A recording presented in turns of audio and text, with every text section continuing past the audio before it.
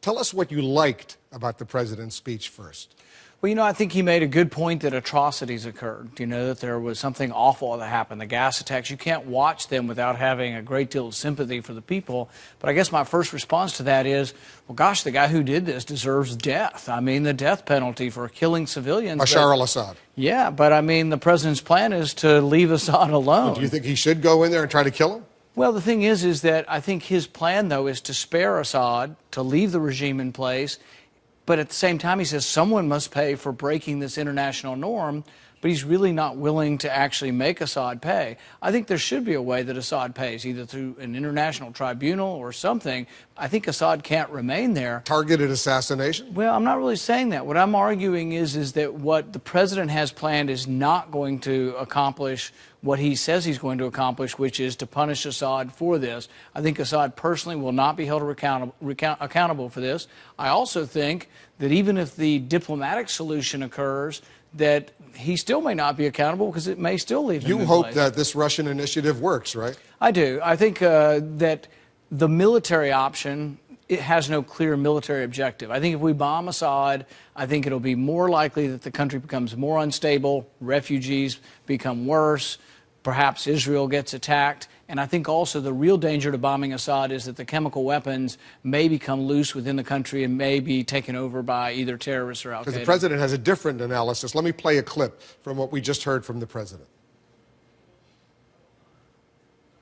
Get involved at all in a place that's so complicated and where, as one person wrote to me, those who come after Assad may be enemies of human rights. It's true that some of Assad's opponents are extremists. But Al-Qaeda will only draw strength in a more chaotic Syria if people there see the world doing nothing to prevent innocent civilians from being gassed to death.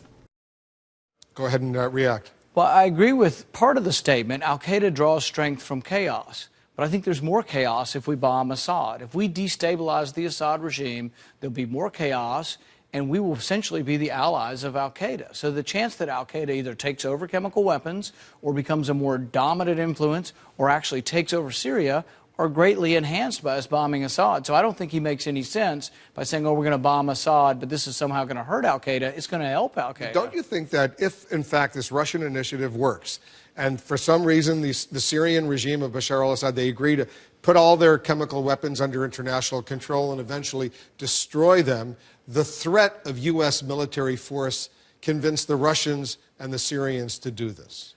Maybe. The alternative explanation is, though, that the people who've been wanting to bomb Assad for the last 3 weeks, we would have never gotten to this possible diplomatic solution. So you welcome the president's decision to go to Congress? Yes, absolutely. That's the constitutional manner. You have to have congressional authority before you go to war, Is there unless we're in any imminent danger. congressional authority, any resolution you could vote for?